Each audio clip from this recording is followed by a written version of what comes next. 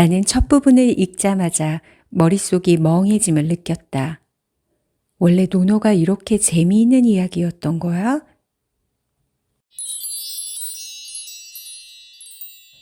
공자는 책을 한 권도 남기지 않았다고 합니다. 그가 직접 쓴 책은 한 권도 없으며 공자의 저서로 알려진 논어조차 공자가 직접 집필한 것이 아니라 그의 제자들이 스승의 언행을 기록한 책입니다. 대신 공자는 당시까지 내려오던 방대한 양의 고전을 읽고 선택하고 정리했습니다. 기존의 학문을 전하되 만들어내지는 않았다는 말이죠.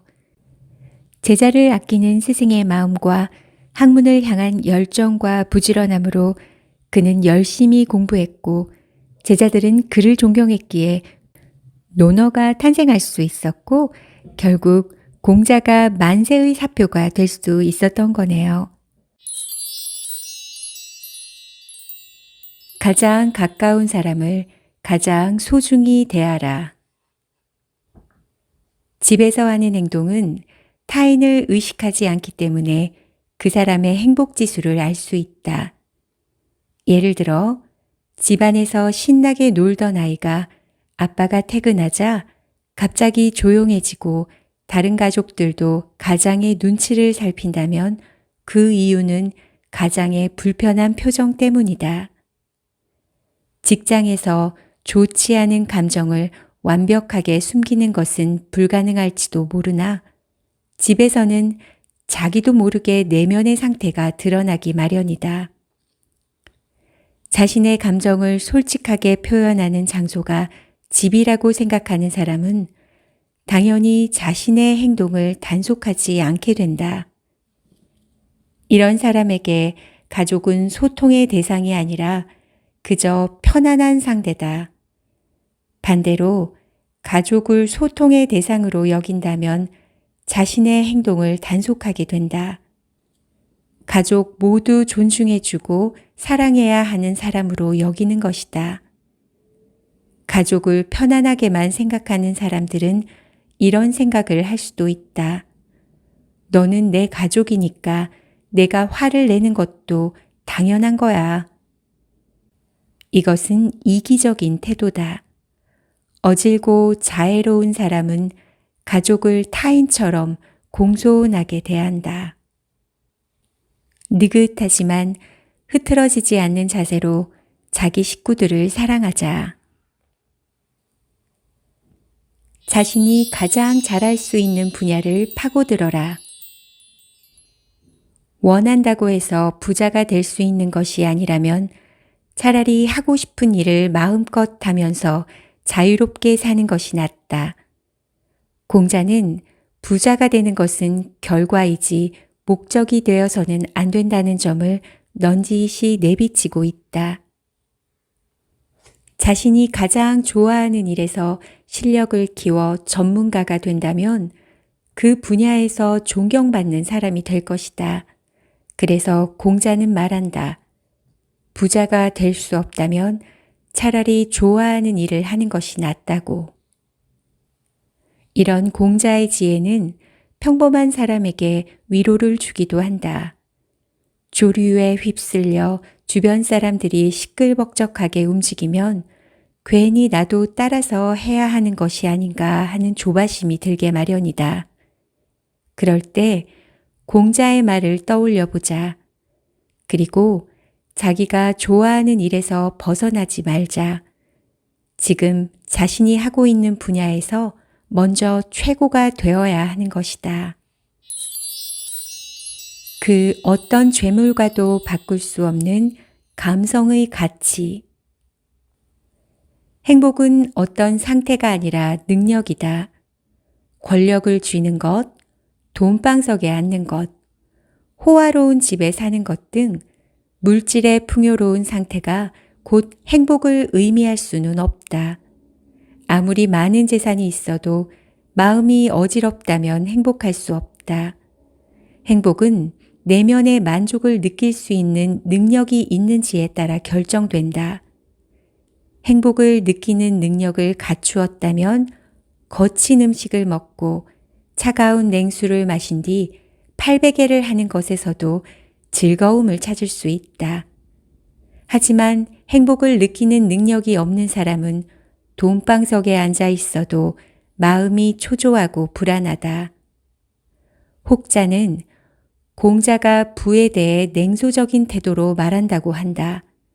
하지만 공자는 부유함 그 자체를 배척한 것이 아니다. 그는 의롭지 않은 방법으로 부자가 되는 것을 비판하는 것이다. 공자는 내면을 다스려 그 어떤 순간에서도 행복을 느낄 수 있었다. 이것이 바로 초월과 해탈의 경지에 오른 인물만이 할 수 있는 능력이다. 내 인생에서 유일한 결정자는 바로 나 자신이다. 학문을 하는 것은 조금씩 나아가는 기쁨이라고 말했다. 약간의 전진을 이룰 수 있다면 약간의 기쁨을 얻을 수 있다. 이처럼 모든 것은 자신의 선택에 달려있는 만큼 환경을 탓할 필요는 없다. 하지만 우리는 노력하지 않고 환경을 탓하는 경우가 많다. 예를 들어, 배울 마음은 있지만 시간이 없어서 어쩔 수가 없다. 배우고 싶지만 타고난 자질이 부족해서 하는 수 없다. 라고 말한다. 우리는 항상 하지 않을 수많은 핑계를 가지고 포기할 수많은 이유를 만들어낸다. 그러면서 마치 세상이 자신을 방해하는 것처럼 모든 것을 외부의 탓으로 돌린다. 공자는 포기하든 한 발짝 나아가든 모든 건 자신의 선택이니 탓할 수 없다고 말한다. 그렇다면 우리는 어째서 자신이 유일한 결정자라는 걸 의식하지 못하는 걸까? 그건 무의식적으로 책임으로 인한 스트레스를 받고 싶지 않기 때문이다. 그래서 우리는 습관적으로 스트레스를 다른 사람에게 전가한다. 실패했을 때 습관적으로 책임을 회피하는 것이다.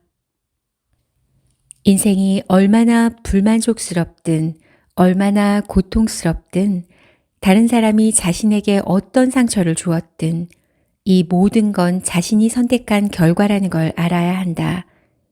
자기 인생의 유일한 책임자는 나 자신이란 걸 인지하고 받아들여야 비로소 인생의 갈림길 앞에서 자신에게 유리한 선택을 할 수 있다. 사람의 본심은 겪어보아야 알 수 있다. 먼 길을 가야 말의 힘을 알 수 있고 세월이 오래되어야 사람의 마음을 알 수 있다. 부부는 본래 한 숲에 사는 새와 같아서 어려움이 닥치면 각자 날아간다.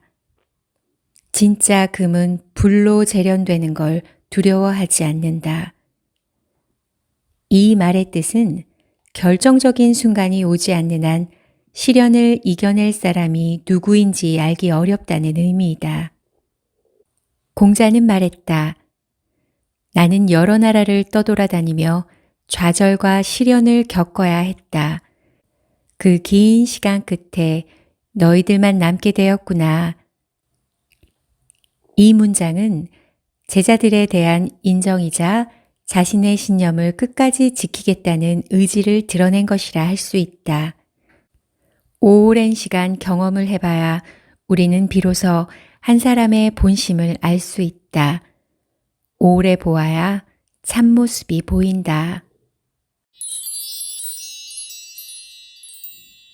몰입을 통해 얻는 삶의 즐거움. 자신의 자아를 돌아보고 자신이 가진 특징을 받아들이게 되면 마음이 편하고 즐거워져서 내면의 힘이 생긴다. 내면의 힘은 자신의 가치관에 집중할 때 생겨나는 것이다. 사람들이 사회에서 스트레스 받는 이유 중 하나는 자신의 직위와 자신의 본성을 동일시하기 때문이다. 그래서 자신이 어떤 신분을 얻어야 하는지 고민하고 지금의 명성이 거짓인지 진짜인지 자신의 학위가 충분한지 아닌지 생각한다. 그리고 다른 사람이 자신을 무시하면 어쩌나 걱정한다. 우리는 자신의 본질로 돌아가야 한다. 외부 신분이 아닌 자기 내면의 특징에 주목하면 스트레스가 사라지고 자신감이 넘칠 것이다. 공자는 자신을 소개할 때 자신이 노나라에서 벼슬을 했다거나 수많은 제자의 스승이라고 말하지 않았다. 공자에게 이런 것들은 거론할 가치가 없는 외부 평가들이다. 비록 여러 나라를 떠도는 처지였지만 공자는 외부의 평판으로 자신을 꾸밀 생각을 하지 않았다. 그저 자신을 학문에 열중하느라 먹는 것도 있고 하루하루를 즐겁게 사는 노인일 뿐이었고 그것으로 만족했다. 이렇듯 공자는 노력하면서 즐거워해야 비로소 몰입의 상태를 이룰 수 있다는 걸 잘 알고 있었다. 즐겁기만 하고 노력하지 않으면 몰입의 상태가 되지 않는다. 분발하여 먹는 것도 있는다라는 공자의 말은 노력을 뜻한다. 즐거움으로 걱정을 잊는다는 말은 즐거움을 뜻한다. 그리고 늙음이 장차 다가올 줄도 모른다라는 말은 몰입의 상태에 이미 들어섰다는 삶의 의미이다. 삶의 즐거움은 몰입에 있는 것이다. 몰입하면 행복은 저절로 따라오게 되어 있다. 정신과 의지는 가장 강인한 힘이다. 인간에게 정신은 아주 중요하다. 정신과 의지는 인간이 다른 종과 근본적으로 다르다는 걸 보여준다. 인생에서 더 경계해야 할 점은 예기치 못한 상황에서 의지가 꺾이는 경우이다. 이따금 우리는 외부 환경과 전혀 상관없이 의지를 빼앗기기도 한다. 누군가가 자신의 목에 칼을 들이대고 학업, 이상을 포기하라고 강요하지 않는데도 쉽게 포기한다. 사실 사람은 눈앞에 고통이 아닌 행복이 있을 때 더 쉽게 의지를 빼앗긴다. 부유함과 편안한 삶 앞에서 목표와 신념을 잃어버리는 것이다. 예를 들어서 평소 배움에 힘쓰던 사람이라도 좋은 직장에 들어가 당장 돈을 벌 수 있다고 하면 의지가 흔들려 뜻을 빼앗기게 된다. 행복 앞에서도 꺾을 수 없는 의지를 가져라. 스스로 편안한 삶에 의지가 약해지는 걸 반성하라.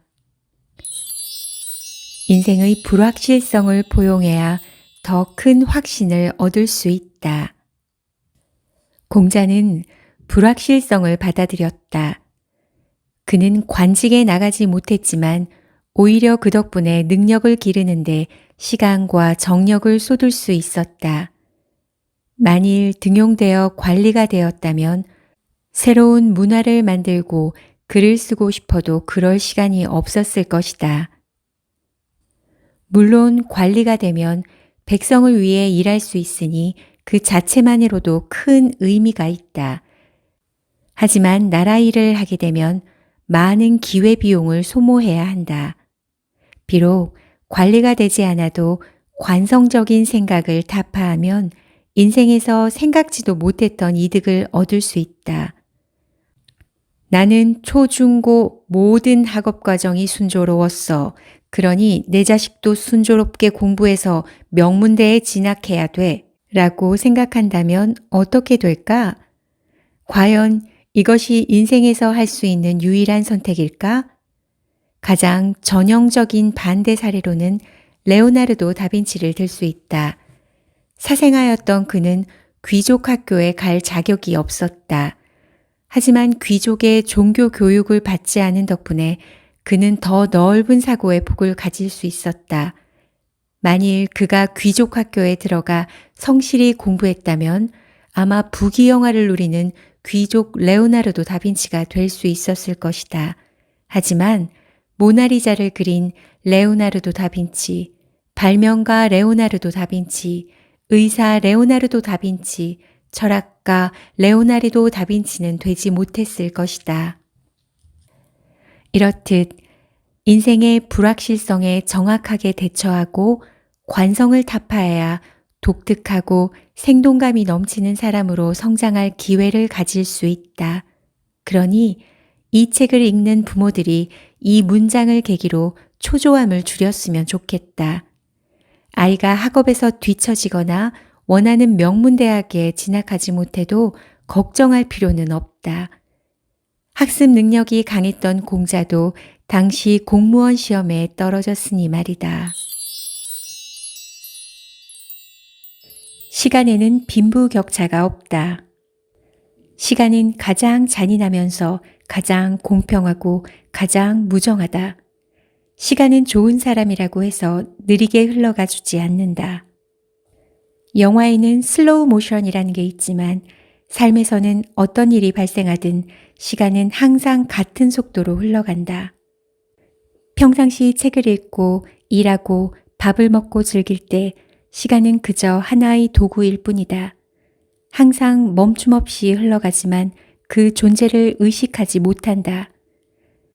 하지만 아무것도 하고 있지 않으면 시간의 흐름을 느낄 수가 있다. 책 속의 좋은 지혜를 찾고 정리해 여러분께 전달해 드릴 수 있게 열심히 공부하는 정플라워가 되겠습니다. 감사합니다.